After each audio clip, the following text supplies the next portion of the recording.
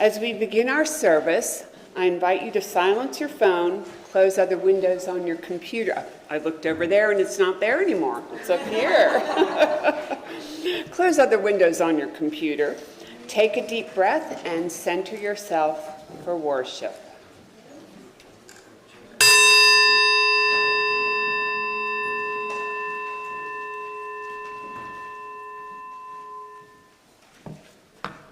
We open in welcome to the ancestral people of this land, acknowledging that our church, like all of Burke, rests on the unceded territory of the Manahoac tribe of the Great Sioux Nation. We seek healing and the realization of justice with the people of this land who live on in their descendants, the present-day members of the Monacan Indian Nation, the Patawomac Indian Tribe of Virginia, and the Piscataway Indian Nation. We honor the ancestors as we move toward healing so that all together shall one day know full justice.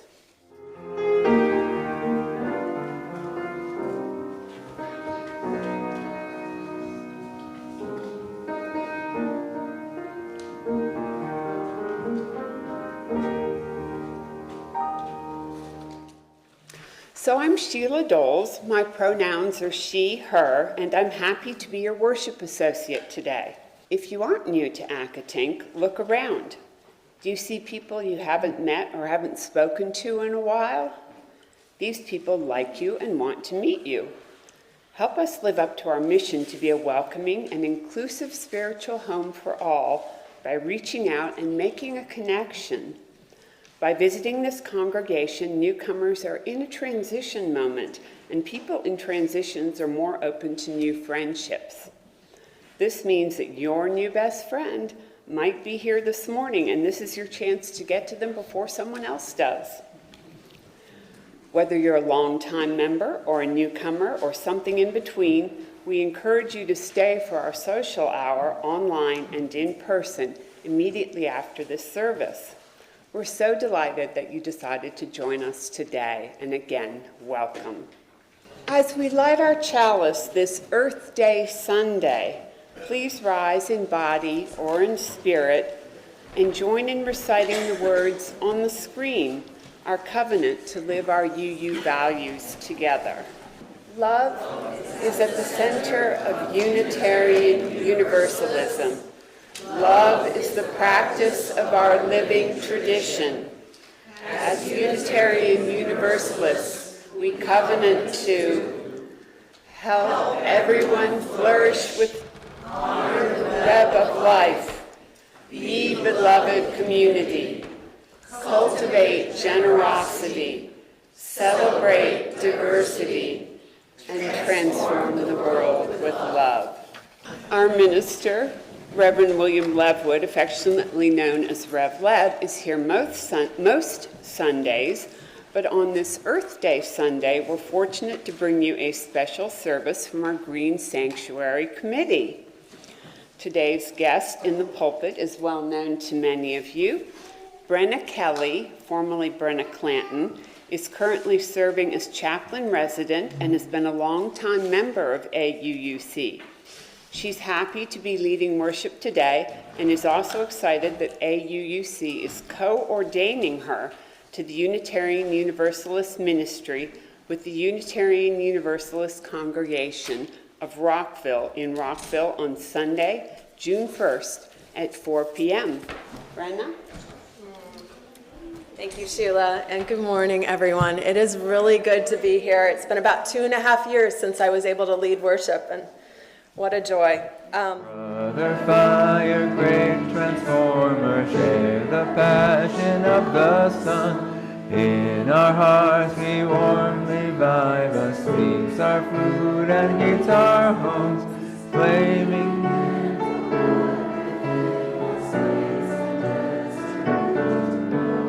With the one direct and power in be here now.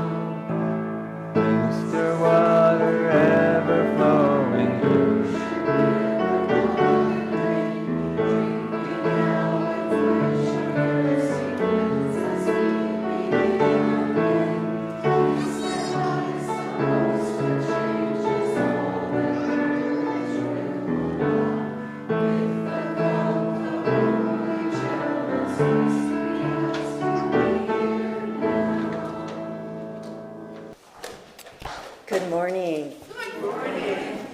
My name is Michelle Anderson. I am the Children and Youth Spiritual Development Director, and I'm so excited to be here with you today.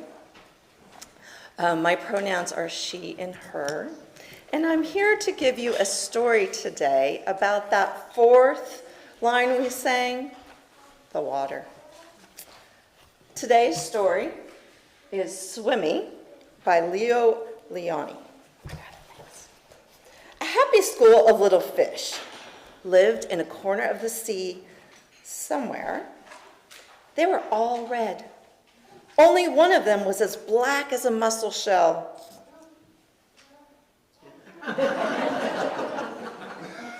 He swam faster than his brothers and sisters. His name was, can you guess? Swimmy. Nice. One day, a bad tuna fish, swift, fierce, and hungry, came darting through the waves. Does anybody see where the tuna fish is?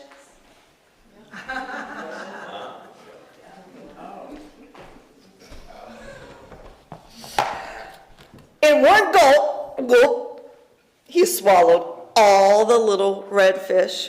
Oh no, only Swimmy escaped.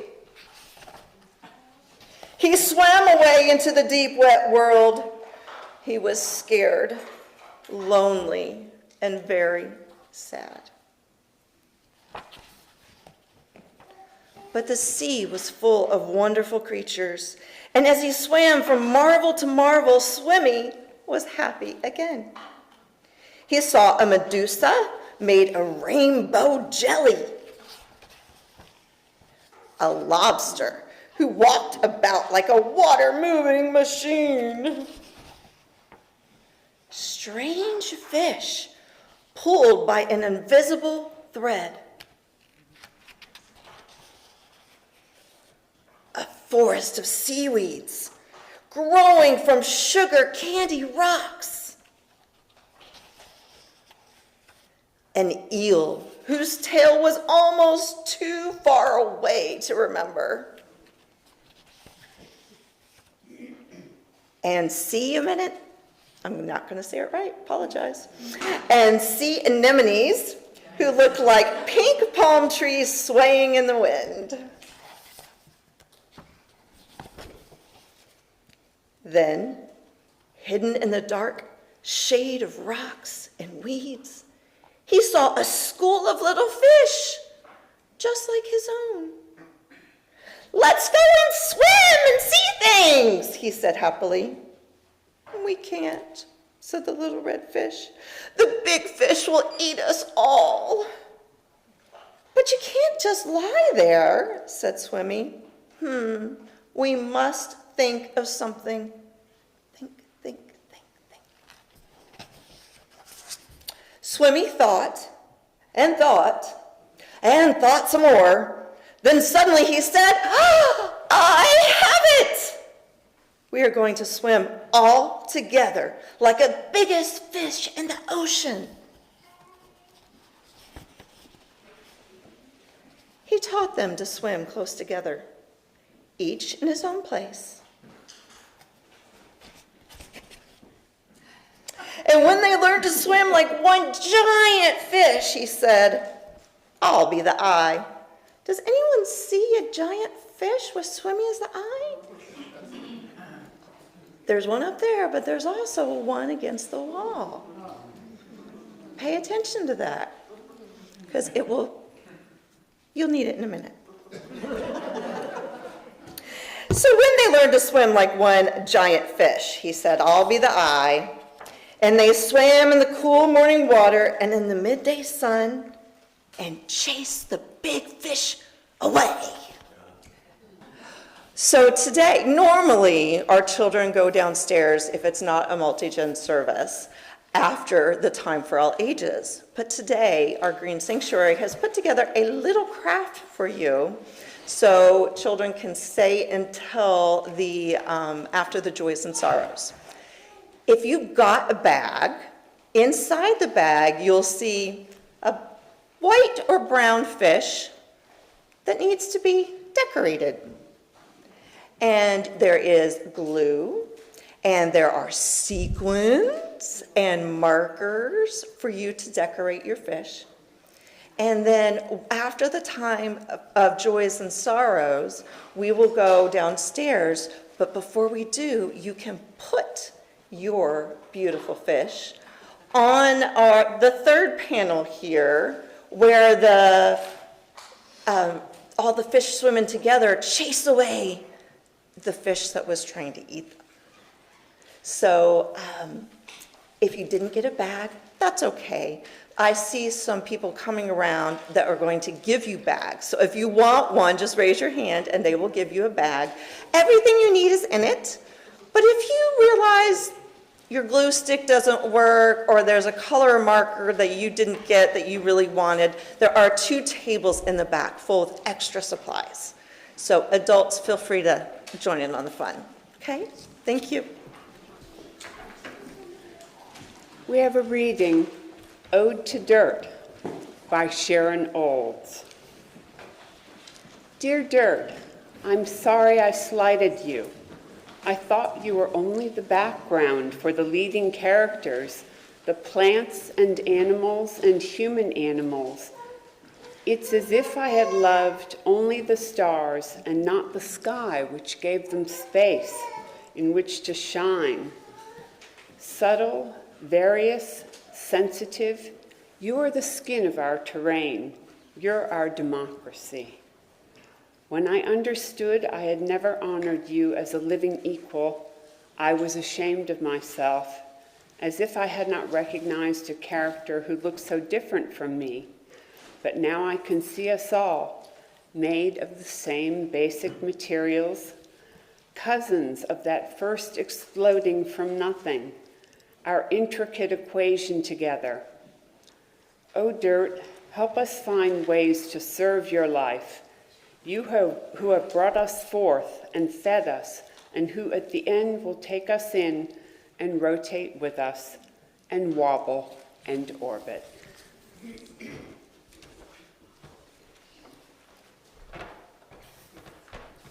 Thank you, Sheila, for that reading. So I normally don't start a sermon with announcements, but let me take a couple of things. It is really good to be here with all of you and see smiling faces here and online. At my internship site, UU Congregation of Rockville, up in Rockville, Maryland, we had a saying that we would say constantly, and that is grace abounds.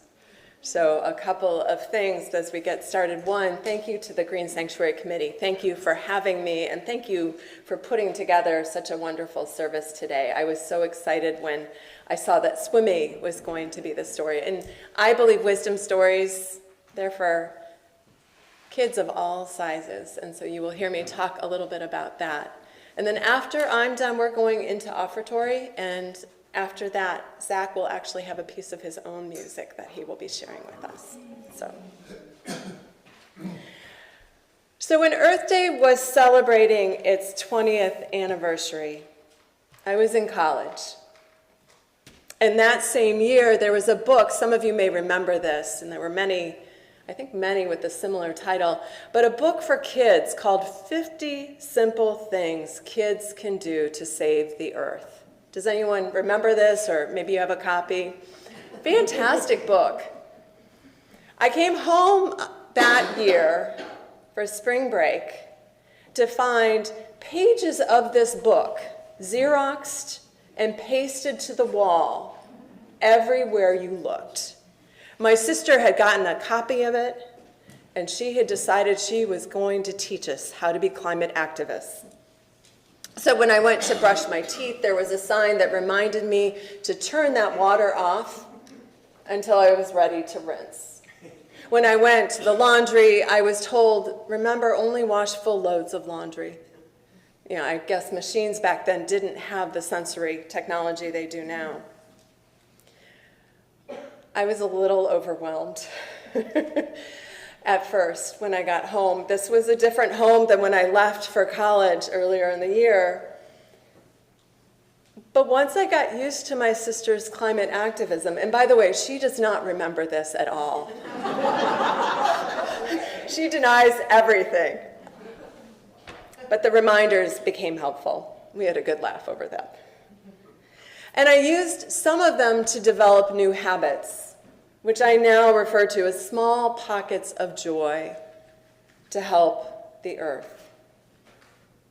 So in the context of climate optimism, the action steps we take serve a very important role. They invite us to engage in a different way of doing. And later I'll share some possible action steps that you may already be doing or that you may want to add to your own practice. Before that, though, I have another invitation, and that's one of restoring.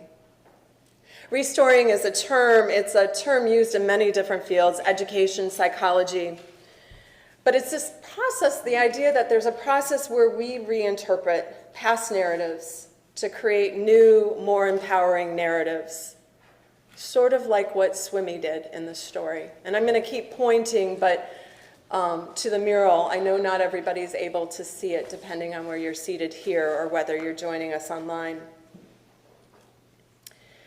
Restoring allows us to shift not only how we view things, but it also provides space for an entire shift in culture.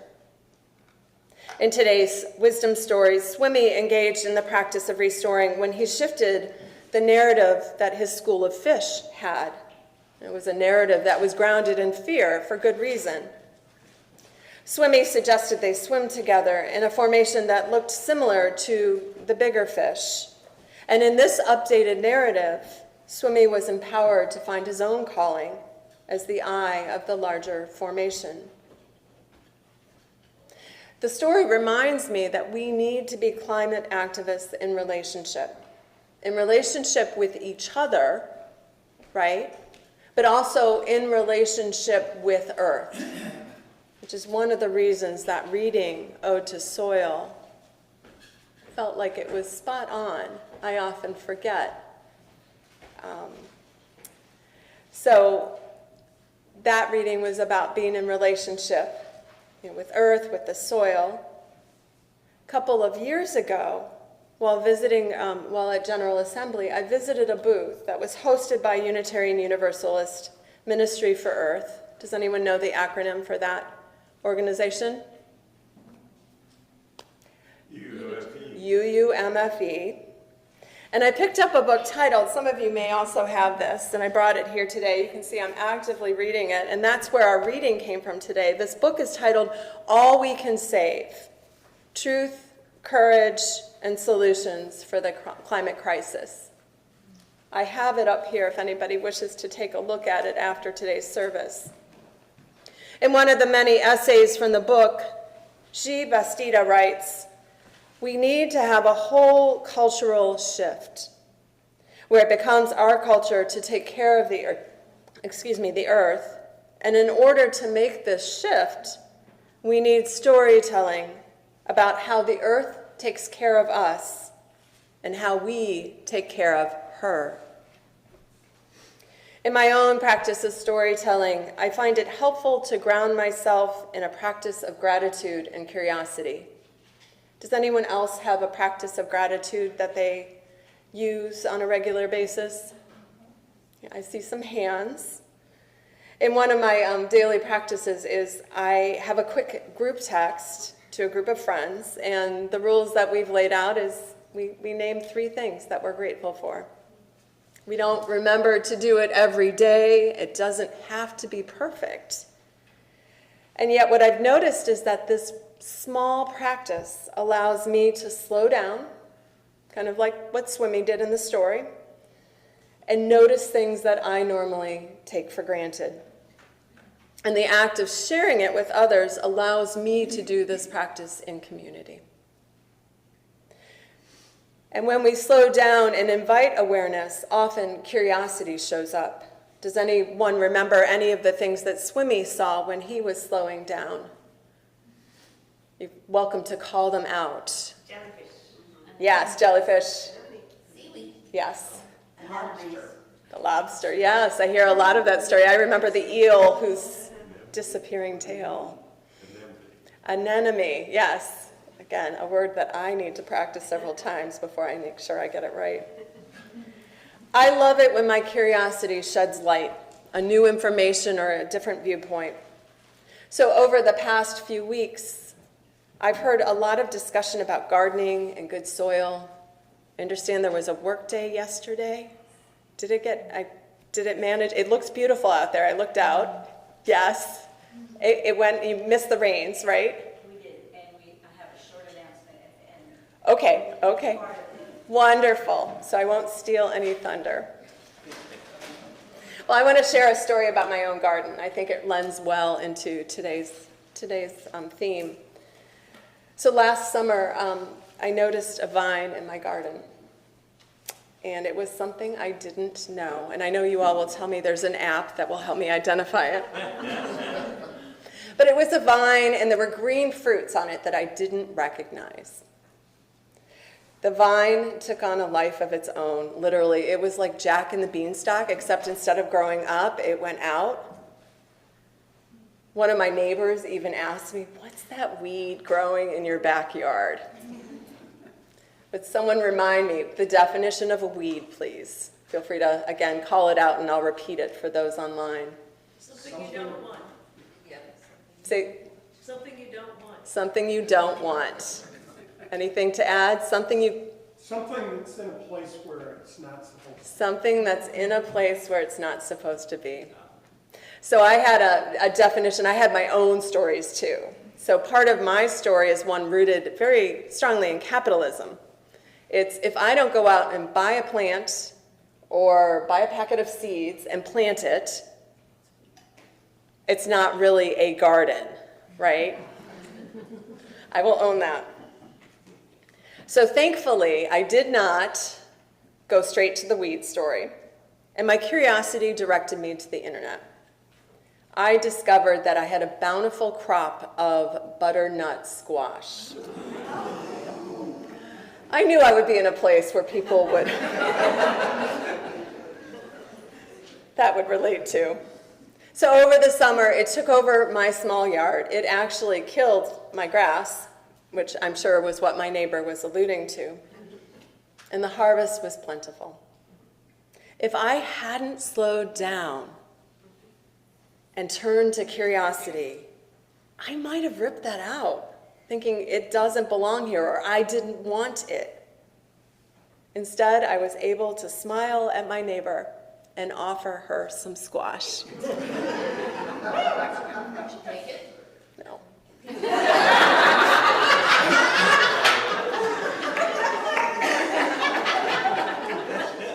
She is a lovely neighbor.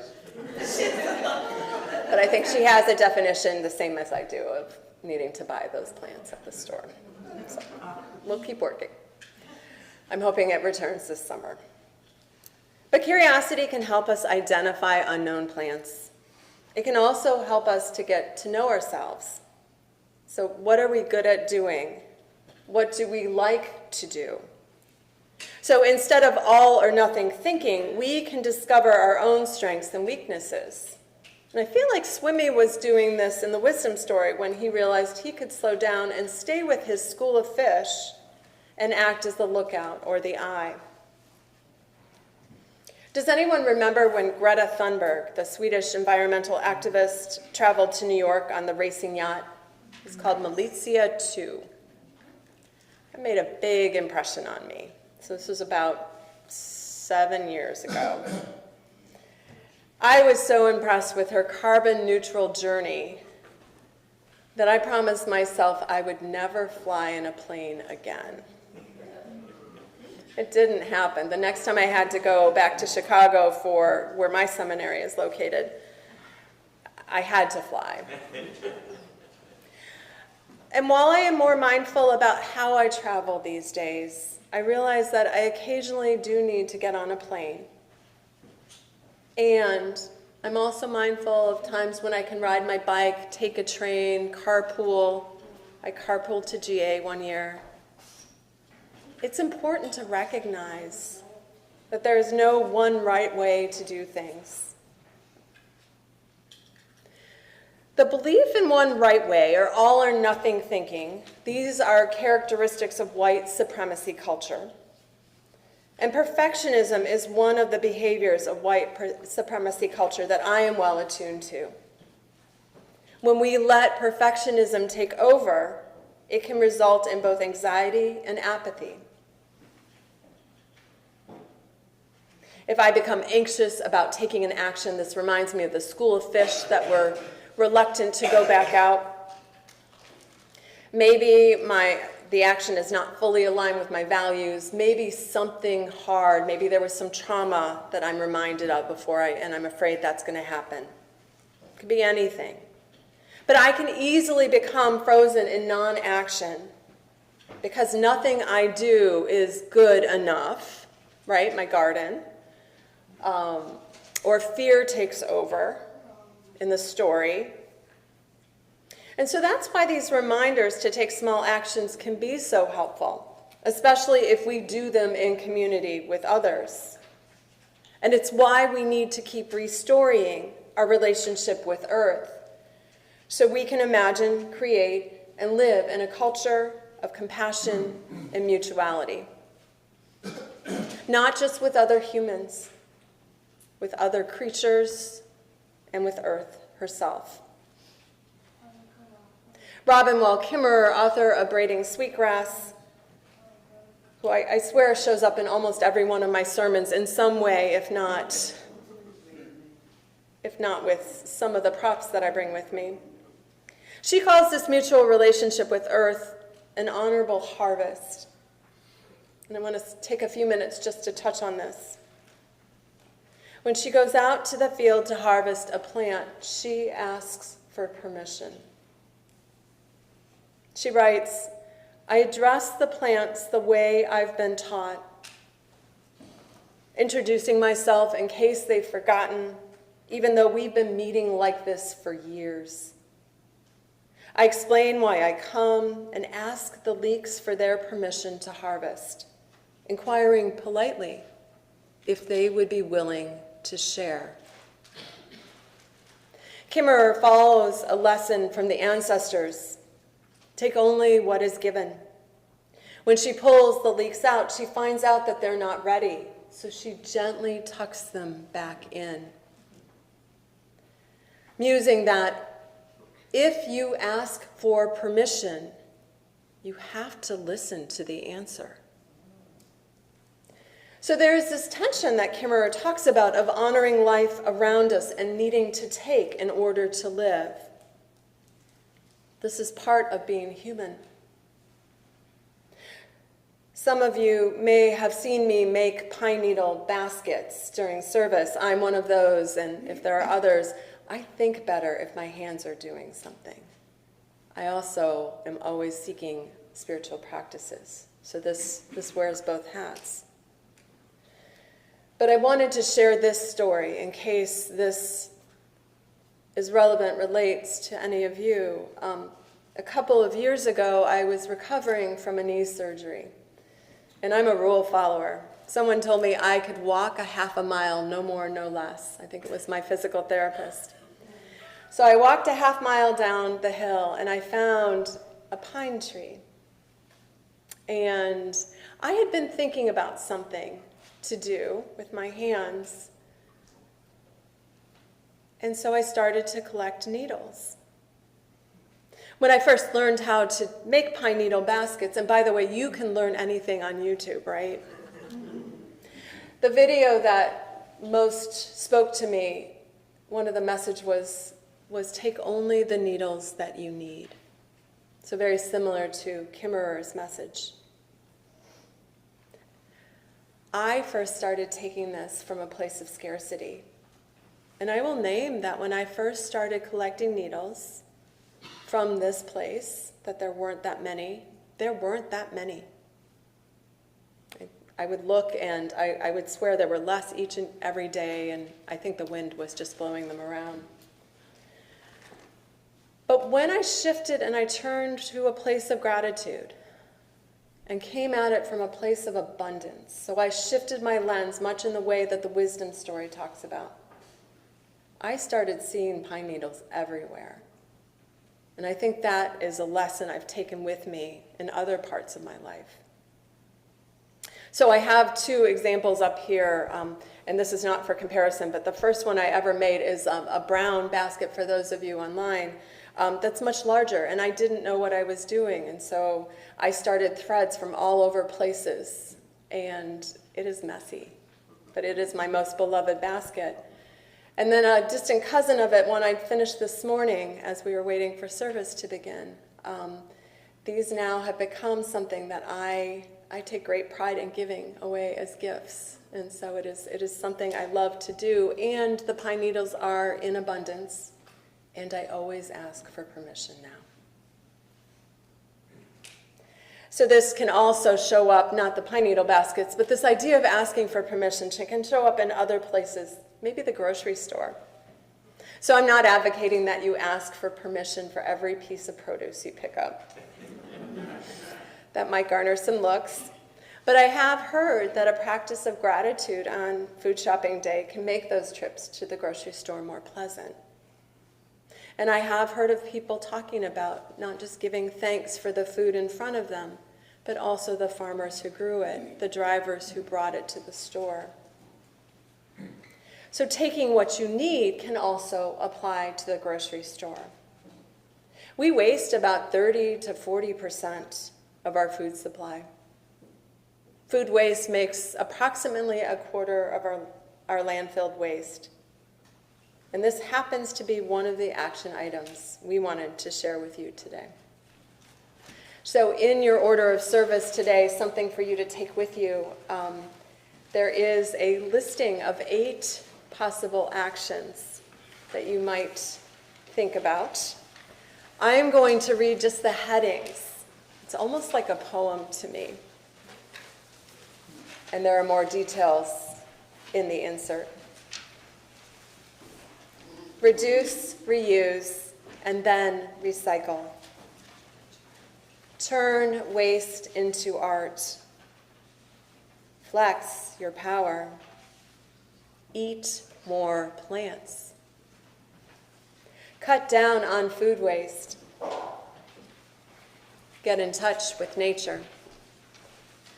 Take the train. Use your voice. So maybe these will inspire you to post your own reminder signs around your house. And if you do, let me know. I would love to share with my sister. And speaking of signs, I couldn't not mention this, but I have seen so many signs, and I hear from many of you of the protests that you are attending and taking action in. I will name it's a great joy for me, the work that I get to do right now, and I work on Saturdays, so I'm often not able to be present. But I've seen photos of many of the signs that have been carried during the protests that really capture for me the moment of these challenging times that we're in. I'm going to take us back to a different era of protests, and this is the climate strikes of 2018. So there's a sign, and it's actually named in the book that I mentioned, All We Can Save.